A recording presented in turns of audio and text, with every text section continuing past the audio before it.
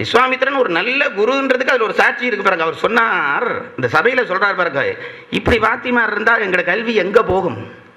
ஒரு நிமிஷம் நினைச்சு பாருங்க. அவன் சொன்னான், டேய் எல்லாம் அவனுடைய பெருமையெல்லாம் சொல்லிட்டு, ராமன் பெருமையெல்லாம் சொல்லிட்டு, இவனுக்கு கணக்க அஸ்திர பிரயோகம் நான் தாண்டா சொல்லி கொடுத்தேன். நான் நினைக்கிறது உண்டு, இப்படி இருக்கவனும் எங்களுடைய கல்வி சந்ததி. இந்த ராமனை காட்டி இவனுக்கு பல அஸ்திர பிரயோகங்கள் நான் தாண்டா சொல்லி கொடுத்தேன். யாருக்கு சொல்றார்?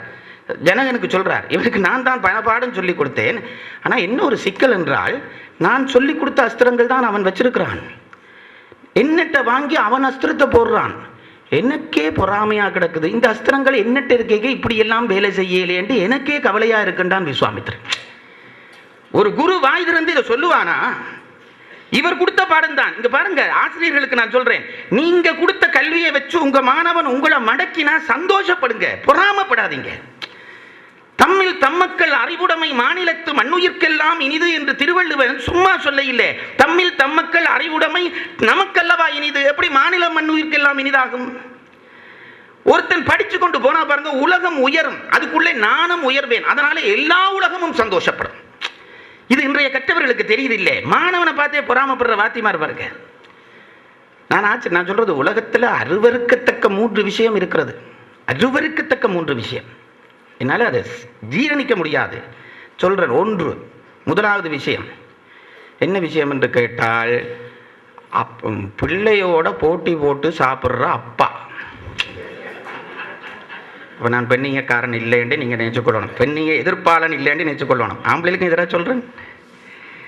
சில வீட்டில் அப்பா அம்மா அப்படி இருக்காங்க பாருங்கள். பிள்ளைகள் வளர்ந்த பிறகு பிள்ளையோட போட்டி போட்டு சாப்பிட நிற்பான் சில அப்பன். அது அம்மாவை பார்த்து சண்டை பிடிப்பான். அது அவனுக்கு 2 பொரியல் போடுறேன், எனக்கும் போடு, தட்டோட போடணும் தலையில். எப்போ பிள்ளை உஷாராக நிமிந்து சாப்பிட தொடங்கிட்டானோ அப்பாவுக்கு பிறகு சின்ன சாப்பாடு பிள்ளைக்கு கொடு, அவனுக்கு கொடு, எனக்கு இது விருப்பம் இல்லை, நீ அவனுக்கு கொடு என்று சொன்னா தான் அப்பன். எனக்கு சமமா போடு, ஆனால் அவனுக்கு 3 தோசை, எனக்கு 2 தோசை, அவருக்கு எண்ணெய் விட்டு சுட்டுருக்கு, எனக்கு சும்மா சுட்டுருக்கு. நாடு கடத்தணும் அந்த பயல்களை. இது ஒன்று சகிக்க முடியாத அருவருப்பு. இந்த பக்கம் ரொம்ப சந்தோஷமா சிரிக்குது. நம்ம வீட்டில் இருக்கிறதெல்லாம் இதுகளுக்கு அப்போ இவருக்கு எப்படி தெரிஞ்சதுண்டு. 2வது அருவருப்பு என்னென்று கேட்டால், தன் பெண் பிள்ளை வளர்ந்து குமர்பிள்ளையான பிறகும் அந்த பிள்ளைக்கையோட போட்டி போட்டு அலங்காரம் பண்ணணும்னு நினைக்கிற அம்மா இருக்கிறா பாருங்க.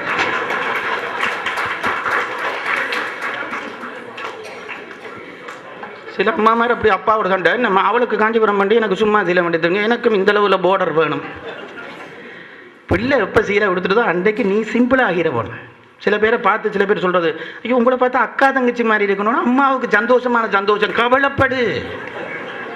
கவலைப்பட வேண்டிய விஷயம். ஐயோ நான் கொஞ்சம் குறைச்சு கொண்டு பிள்ளையல்லவா மேலே கொண்டுருவோன்னு நினைச்சா தான் அம்மா. இது 2வது அறிவிப்பு. 3வது அறிவிப்பு, மாணவனுடைய கல்வியை கண்டு பொறாமைப்படுகிற ஆசிரியர்.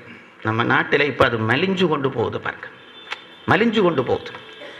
பிள்ளைகளுடைய கல்வி வளர்ச்சி கண்டு பெற்றோர்கள் ஆசிரியர்கள் குதூகலிக்கவன். என்ன என் மாணவன் மடக்கினான் என்றால் அன்றைக்குத்தான் நான் வெற்றி பெற்றதாவேன். விஸ்வாமித்திரன் சொன்னான், ஜனகனை பார்த்து சொல்கிறான், நான் தான் இவனுக்கு ஆயுதங்கள் கொடுத்தேன், நான் கொடுத்த ஆயுதங்கள் ஈந்தேனும் மனமுட்க இவர்க்கே அவள் செய்குணவாள் என்றான். கொடுத்தது நான் தாண்டா, எனக்கே மனம் உக்கும் போகும்படியாக என்னட்ட இருக்கே அதெல்லாம் இந்த மாதிரி வேலை செய்யல, அவன்கிட்ட போனா அப்படி வேலை செய்துன்றான் விஸ்வாமித்திரன்.